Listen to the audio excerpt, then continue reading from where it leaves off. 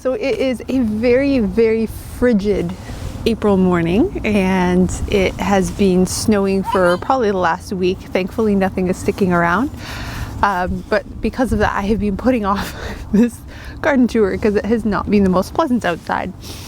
But we are getting towards the end of April, and I'm also getting closer to my due date. So if I don't do it now, it may not actually happen. So I'm going to take you on a little tour of the yard.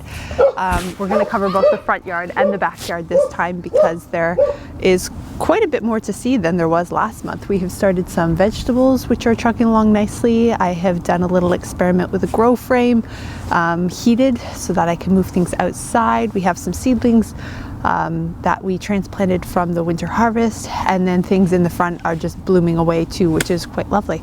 So I'm going to start at the back and work our way to the front and walk you through our space with us. So one thing I like to try and do is get my garden spaces set up about a month in advance, and that way the squirrels can come in and they can do their digging and they can muck around with all the soil, and by the time we're ready to actually put things into it, they, for the most part, have grown bored with the space, realize that there's nothing worth having, and for the most part it works out and they don't dig up my seedlings. It's not perfectly foolproof, but it's not bad.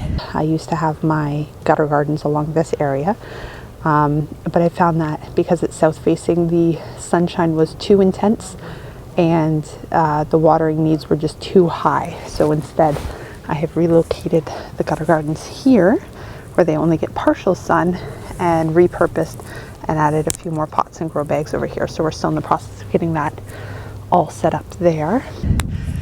So over here we have some strawberries that have already popped up from previous years after much abuse and no winter protection, and then I popped them in here. They're doing surprisingly well. And these, we sowed out everything in this area at the end of March, and as you can see, all of our radishes have spreaded up. We have peas that are also coming up. It looks like I may have failed at carrots yet again, and we have a few beets that are starting to make their way up in the back there with the little red sprouts. So we've got quite a bit coming along. One thing to note is that our garden seems to be about 2 weeks ahead of where it was last year. So things like the apple tree, which bloomed partially through May, it's looking really quite close to blooming closer or sooner rather than later. And then over in this section we had done a bunch of winter sowing, and after all the wind yesterday it looks like I need to give everything a good watering. Even though it's been sprinkling snow, the wind has just evaporated everything. But in this one here we have spinach, and it has transplanted quite nicely, looking robust. The arugula a little less robust, but it is coming along nicely as well and has continued to grow since being planted out in here. We also got my little grow frame set up, which should have a video up, and right now inside there in the sunshine, something like 60 degrees. So I'm definitely going to have to be venting this in the middle of the day to make sure that it is still not frying the plants I'm going to be adding. One thing we have in the backyard is a lack of flowers. So although we have all the blooms out in the front, we don't have too many back here. So I tend to add a bunch of sunflowers down to the end. In this little barrel here, I end up adding climbers and some other ones. Documenting your garden is one of the easiest ways to keep track of what happens month over month, enabling you to make better decisions when you want to rearrange, add plants, or maybe switch out things that just aren't quite doing what you would originally plan on them doing. Maybe something isn't thriving, or you can't really appreciate the blooms the way that you thought you would, or the combination just doesn't look right. So you can do this through either taking pictures, journaling. For me, I find it easiest to do this taking video. This planter here has definitely been one of the highlights for me. The hyacinths did incredibly well in here.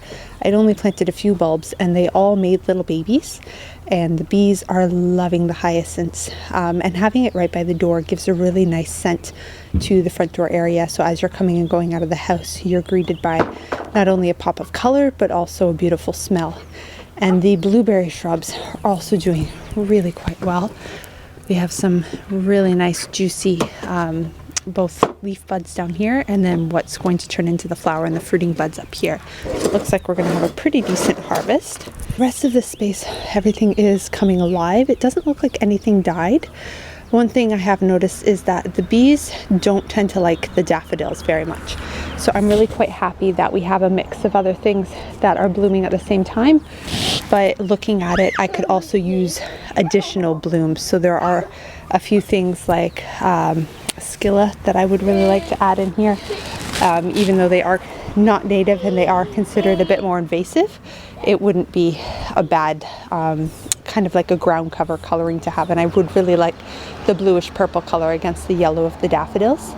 But the muscari is all up down in the corner over here, and the bees tend to like those, and they also give off a subtle scent. And the hyacinths as well are up. Now the hyacinths have been a little bit funny this year. They came up really early because of the earlier temperatures at the beginning of the month, and they were really quite leggy. And when I had asked about it in the Toronto Gardeners group, somebody had mentioned that it was because the bulbs were dying out and not doing so well. And they've all turned around just fine. And it turns out that it was more because they had come up so early and they just hadn't done this curling out feature yet. So they needed a bit more time. We have so many daffodils. The crocuses 2 years ago were only just in bloom, and they have already finished in our space probably 2 weeks ago, maybe even 3 weeks ago now. We lost all our crocuses, they were done. Instead, now we have all of the daffodils. These daffodils are my favorite ones in the garden. They're like a double fluffy bloom. I don't remember the exact variety of them, but they're a little less traditional and they're very, very pretty. So we still have quite a bit of garden cleanup to be doing. I haven't started any of it really, but there is some cleanup of some of the perennials. Like we've got to start to chop back all of this. And when I do that, I typically do what I call chop and drop. So everything stays in the garden, nothing gets removed. And I simply just chop it down into smaller pieces so that it can get reabsorbed into the natural little ecosystem that is here. So things like the black-eyed Susans need to get chopped back. The silver mound artemisia need to as well. We have other ones starting to come up, different perennials here. We have some hostas starting to sprout up over there. We have the balloon flower, which is overwintered quite nicely, and all the shrubs are starting to leaf out beautifully. The tulips will be next to come up into bloom, and some of them are already starting to show their color. We have one back here that's already turning a little bit red-like, which is kind of cool. And then the mint is actually already starting to come up as well. Further to the spring cleanup over here, we have to prune up all of the roses. I'm still not sure what varieties they are because these were part of the rescues that I brought home last fall. So I'm really excited to see what they turn into. But they all need to get a good pruning to chop back any dead, damaged, diseased, crossing, and then just give it some general shape. These tulips are a new addition, and I'm also very excited to see how they end up blooming. They're like a double tulip, so it's kind of like a peony, so they'll be really nice and full and voluminous, and should add some nice color over here. I would like to add quite a bit more early spring flowers in between here just to fill it in, to balance it out against the rest of the areas. But this is a newer part of the garden, so that's why it's a little bit thinner still. So you gotta pace yourself. I don't know if you can see, there's a little red sprig coming up right in there, and that is a peony that was like the saddest little peony, and I did not think it was going to make it, so I was really surprised to see that sprout there. The alliums self-seeded absolutely everywhere last summer, so we're going to have to do some pruning with that to help clean it up. And the blazing stars have also been going to seed, and they have just kind of finished up. They've been blowing around. There's still a few that are left over, so I'm probably going to chop those down and save the seeds. One thing I battle in this area, this was just a weed bed when we moved in. According to Google Street View, it had been an evergreen that was in this little circle, and I guess it didn't make it. Somebody chopped it out, whatever happened to it. And so when we came in, it was just a bed full of thistles and garlic mustard.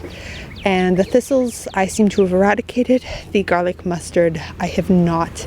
It is so difficult to get rid of and keeps fighting me. And the kale I have left over winter. It started growing again, but it's a biennial, so it's going to be going to seed, and I have never collected seed from kale before, which is why I left it. I figured it would be a fun little experiment to see how it flowers and then goes to seed. I don't need more kale seeds, but why not? It's always fun to try something new. And a lot of our winter sowing containers now need to be emptied and thinned out so that the plants can continue growing without getting too crowded. Pretty much everything came up. I think the only thing I was waiting on was the Columbines. I started some winter sowing, started some inside, and so far I haven't seen any sprouts whatsoever, but my Columbine that is over here and is doing just fine. So I'm not exactly sure what I've done wrong. And our little Viburnum buds are getting massive, and they make the cutest little faces.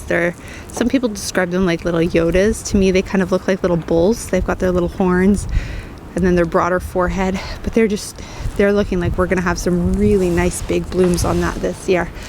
And hopefully no sign of the beetle. That was why I got this one on discount. It looks like we were able to do some magical things with it. This is one zone I am still struggling with. Just beside my Columbine, there's a hosta in this area, heuchera, which does not look like it survived.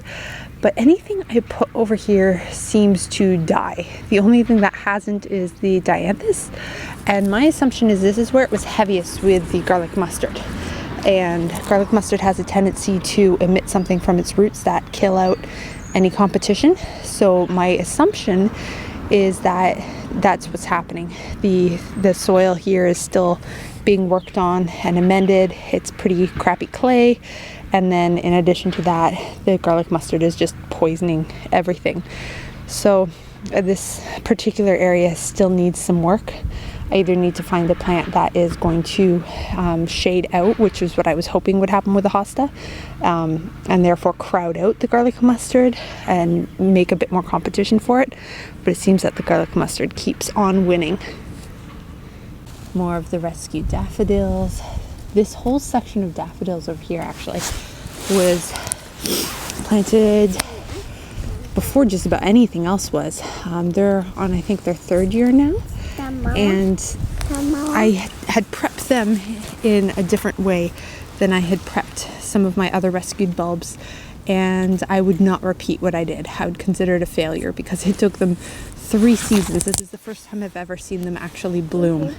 All I've gotten before this was foliage, so they finally had enough energy stored up in their bulbs to give me some beautiful flowers, and it's nice to see their shining faces again.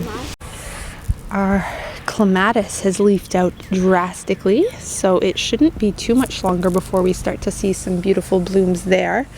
It tends to bloom at the same time as the alliums, so once the daffodils finish up in here, the alliums come around, and once the alliums finish up, then the blazing star comes around, and so on and so forth, so that there's continuous blooms.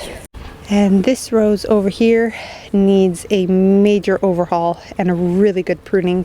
There's a lot of crossing members. It just needs general shaping so that it will bloom a bit better and not have so much. I can't believe how much it's grown in the past year. It started out maybe, I don't know, a third of this size last spring, and I didn't really do anything training wise to it over the season, which is why it's so sporadic and all over the place. So now it's going to need a good proper training now that it's established. And this is our newest addition, this little fence here. I'm hoping to get some seeds planted along the base of this with some climbing flowers to add some color, add some privacy, help keep the kid away from the road, but also help with pollinators and attract some hummingbirds. And then this area over here, because it was planted out in the fall, I didn't get around to adding any spring bulbs to it, and it looks so boring and bare in the meantime. So I would really like to spruce this area up in the this coming fall. One thing I have to do with all of the beds is edge them to make sure that the grass is no longer competing with the rest of the garden space and that each keep to their own boundaries. So that is our April garden space. There are certain things in bloom, a whole bunch that are ready to come in, and still a lot of cleanup and a lot of work to get done. So I hope you find this informative and that it will encourage you to start taking some journaling notes of your own garden space, so that you can make the appropriate choices and decisions as the season progresses and have next year be everything you want it to be in your garden.